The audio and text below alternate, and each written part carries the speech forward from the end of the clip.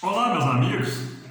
Mais uma vez estou aqui com vocês para nós meditarmos na Palavra de Deus.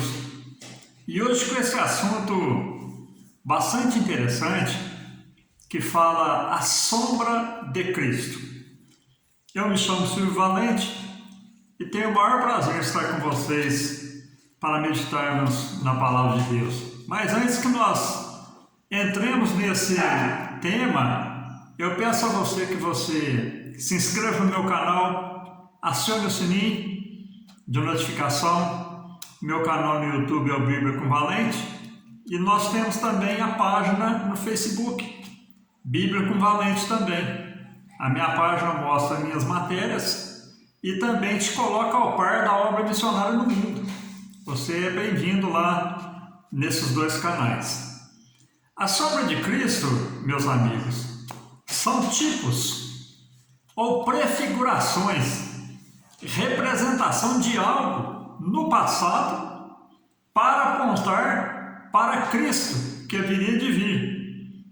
Então, os acontecimentos do Antigo Testamento apontando para Cristo. E nós sabemos que tem mais de 300 tipos de Cristo ou sombras de Cristo no Antigo Testamento. Então nós estaremos aqui falando alguma coisa para vocês entenderem um pouco a esse respeito, né? E também tem os antitipos, que é o original, que é a conclusão das coisas reais, é o que nós estamos vivendo, né? Ou a realidade apontando para os bens futuros, para os acontecimentos futuros. Então, olhando aqui para Romanos, capítulo de número 5, versículo de número 14, fala o seguinte: no entanto, a morte reinou desde Adão até Moisés, até sobre aqueles que não tinham pecado, à semelhança da transfiguração de Adão, o qual é a figura daquele que havia de vir. Então, os acontecimentos desde Adão apontando para aquele que haveria de vir. Quem haveria de vir? O nosso Cristo, o nosso Salvador. Adão, meus amados, fala lá em Romanos, no capítulo 5, versículo 14, que em Adão veio o pecado no mundo. Então, nós olhando aqui para a palavra de Deus, em Romanos 5, versículo 15, fala que por Cristo veio a graça. Quer dizer, o pecado que apontava lá em Adão, agora refletiu na vida de Cristo como graça, né? Pela graça nós somos salvos. E aqui em Romanos capítulo 5, versículo 15, fala o seguinte: mas não é assim o dom gratuito, como a ofensa. Porque se pela ofensa de um, quer dizer, Adão, morreram muitos, muito mais a graça de Deus e o dom pela graça, que é de um só homem, Jesus Cristo, abundou sobre muitos. Glória a Deus. E me alcançou. E alcançou você também, né? O pecado que começou em Adão, agora refletiu em Cristo como graça. A graça, o que é? É o dom imerecido que nós tínhamos, não merecíamos e que foi dado a nós em forma de dádiva, em graça. Graças a Deus por isso. Abel também, meus amados, ele não era digno de morte. Jesus não era também digno de morte, mas ele se entregou por nós. Então, Abel também é uma sombra de Cristo.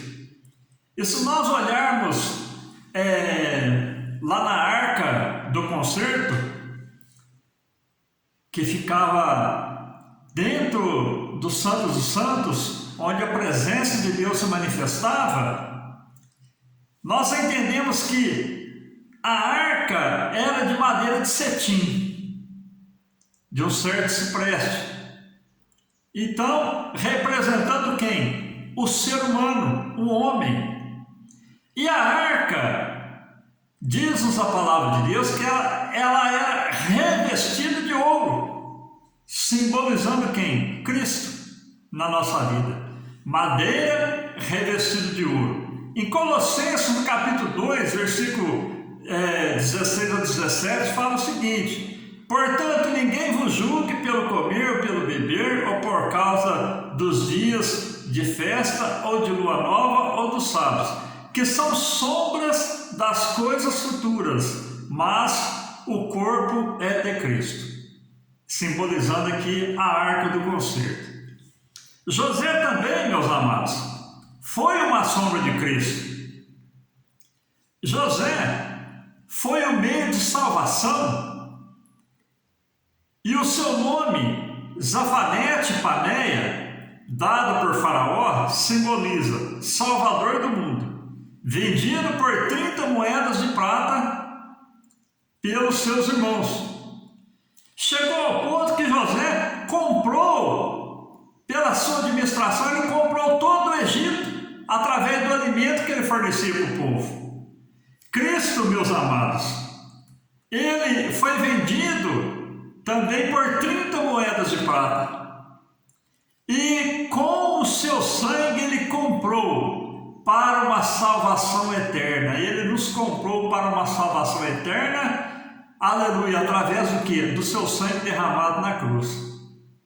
Filipenses capítulo 2, versículos 6 ao 8 fala o seguinte: que sendo em forma de Deus, não se teve por usurpação ser igual a Deus, mas esvaziou-se, deixou de ser Deus, a si mesmo, tomando forma de servo, fazendo-se semelhante aos homens, e achado na forma de um homem, humilhou a si mesmo, sendo obediente até a morte e morte de cruz. Assim como José passou por tudo, Jesus passou por tudo também. José comprou o Egito, Jesus nos comprou através do seu sangue para uma salvação eterna. Graças a Deus. Moisés também, ele é a sombra de Cristo, ou ele é um tipo de Cristo. Moisés, ele foi um libertador, a figura de Cristo que tirou o povo do Egito, figura do mundo, que era Faraó. O Egito simbolizava o mundo, Faraó, a figura de Satanás, né? Libertado da escravidão, que é o que Moisés fez, tirou o povo do Egito, quer dizer, tirou o povo do mundo, tirou o povo das mãos de Faraó, que era a figura de Satanás, libertando da escravidão, que o povo estava escravizado no Egito. Também a figura do que? Do pecado. O Egito simbolizava o pecado, levando para a terra prometida, figura da Canaã celestial. Coisas do Antigo Testamento prefigurando as coisas que haveriam de acontecer. Abraão também, meus queridos, ele, na figura de Deus, quando ele chama o seu servo Eleazar para buscar uma moça para o seu filho Isaque, então nós vemos aqui o seguinte: Abraão, na figura de Deus, mandou Eleazar, na figura do Espírito Santo, buscar uma noiva para o seu filho, que simboliza a igreja, para Isaque, a figura de quem? De Cristo. Coisa maravilhosa, né? Nós temos esse entendimento gostoso. Agora, Rebeca, quando ela é trazida por Eleazar, o servo de Abraão, ela veio sem conhecer Isaque. A igreja, meus amados, ela vai sem conhecer Cristo pessoalmente. Assim como Rebeca encontrou com Isaque, Cristo encontrará com a igreja nos ares. Está lá em 1 Tessalonicenses, no capítulo 4, versículo 17, que nos diz: depois nós, os vivos, os que ficarmos seremos arrebatados juntamente com eles, entre as nuvens, para o encontro do Senhor nos ares, e assim estaremos para sempre com o Senhor. Graças a Deus. Também outra sombra de Cristo que nós vemos no Antigo Testamento. Como eu disse para vocês, são mais de 300 sombras. Nós pegamos alguns pontos aqui para você se encher da graça de Deus, né? Dessa palavra gostosa que Deus colocou no nosso coração. O maná no deserto. O povo foi sustentado durante 40 anos da caminhada no deserto. 40 anos num deserto que não tinha alimento, não tinha nada. Mas todo dia Deus mandava o maná e alimentava o povo. Em São João capítulo 6, versículo 35, meus queridos, fala o seguinte: Jesus disse-lhe: eu sou o pão da vida. Aquele que vem a mim não terá fome, e quem crê em mim nunca terá sede. Jesus, ele é o maná do Antigo Testamento. Aleluia! Ele é a água do Antigo Testamento. Quem vem a ele nunca terá fome e nunca terá sede. Graças a Deus. Na caminhada também no deserto, meus amados, o que tinha? Todo dia tinha uma nuvem que protegia o povo, aquela multidão de gente no deserto, na caminhada ou quando eles estavam parados, tinha uma nuvem que protegia eles para eles não se queimarem no sol. No Salmo 91, versículo 4, de 4 a 7, fala o seguinte: cobrir-te-á com suas penas, e sobre as suas asas estará seguro. A sua verdade é pavês e escudo. Não te assustarás no terror noturno, nem da sete que voa de dia, nem da peste que se propaga nas trevas, nem da mortandade que assola ao meio-dia. 1000 cairão ao teu lado, 10.000 à tua direita, mas tu não serás atingido. Glória a Deus. A nuvem no Antigo Testamento apontava para Cristo. Glórias a Deus, que debaixo das suas asas nós estamos seguros. Aleluia.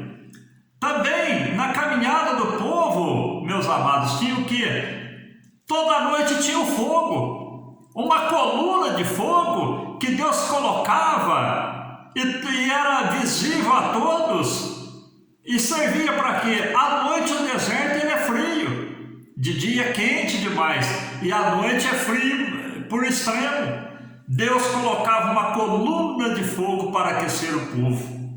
Salmo 97, versículo 3 fala o seguinte: adiante dele vai um fogo que lhe consome os inimigos em redor. Meu amado, não se preocupe com aqueles que te perseguem. Não se preocupe com aqueles que te zombam, daqueles que causam tristeza.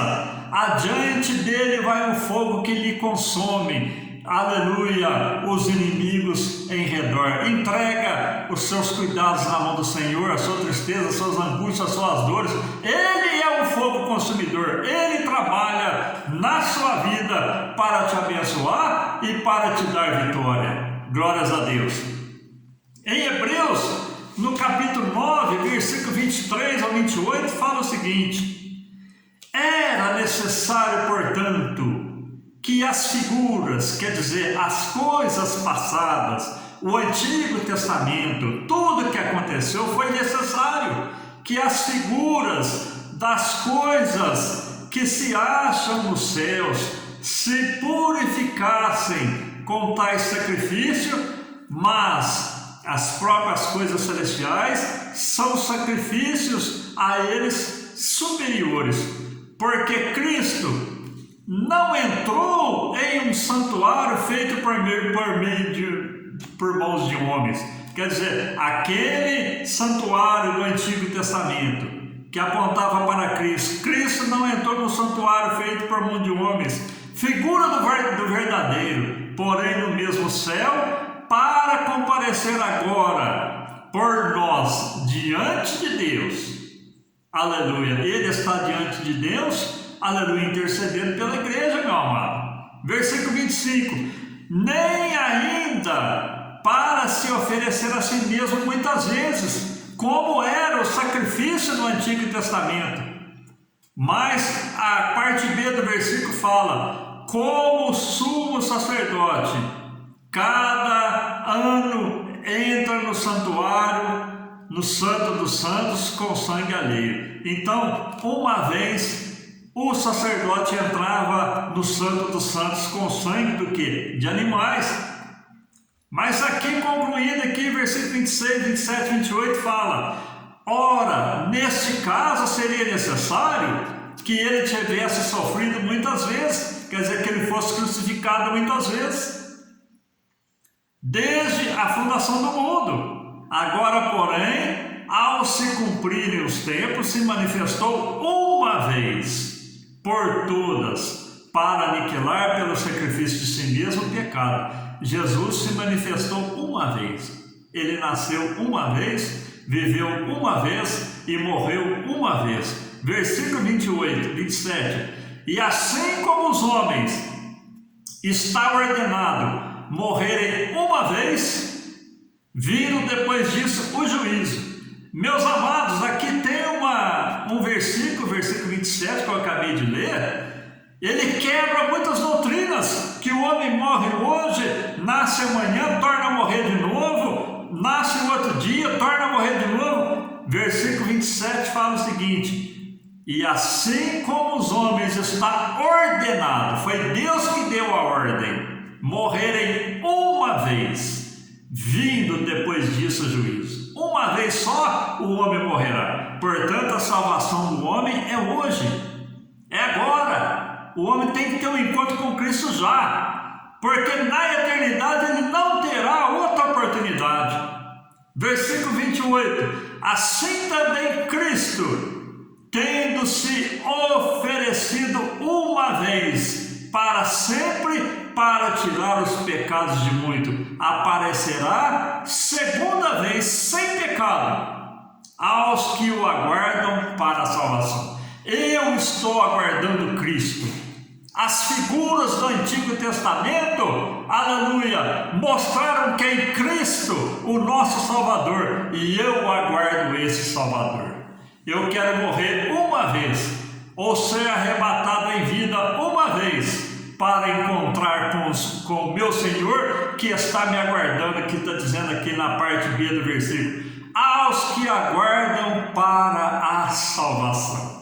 Glória a Jesus, aleluia, graças a Deus. Palavra maravilhosa, meus amados. Quem tem essa esperança, quem vê que o Antigo Testamento, as coisas passadas, mostravam para quê? Para o nosso Salvador, para o nosso Redentor, para aquele que haveria, aleluia, de nos dar uma salvação eterna, uma vida eterna, através da sua morte vicária, quer dizer, a sua morte na cruz, para salvar a mim, para salvar a você.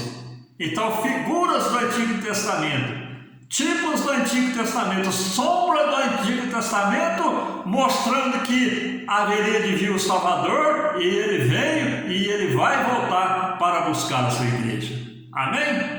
Que Deus te abençoe. Uma palavra rápida aqui, só para você ter uma noção dos tipos de Cristo, ou a sombra de Cristo do Antigo Testamento, mostrando para nós a graça que nós temos hoje. Aleluia! A graça que não merecíamos, mas Cristo nos concedeu. Amém? Eu quero te abençoar, meu amado, com as bênçãos que os sacerdotes abençoavam o povo de Israel quando eles estavam lá na caminhada, ou até que o templo foi construído, até que o templo foi destruído, que se encontra lá em Números, no capítulo 6, versículo 24 ao versículo 26, que nos diz: o Senhor te abençoe e te guarde, o Senhor faça resplandecer o seu rosto sobre ti e tenha misericórdia de ti, o Senhor sobre ti levante o seu rosto e te dê a paz. Que essa bênção esteja na sua vida esteja nos seus familiares, esteja nos teus propósitos e nos teus projetos. Deus é na sua vida. Toda a palavra de Deus se cumpriu. Agora nós aguardamos quem? O Salvador, o nosso Redentor, aquele que morreu para nos dar uma vida eterna na sua pessoa bendita. Amém? Fique com Deus, Deus os abençoe. Até o próximo vídeo, se Deus assim nos permitir.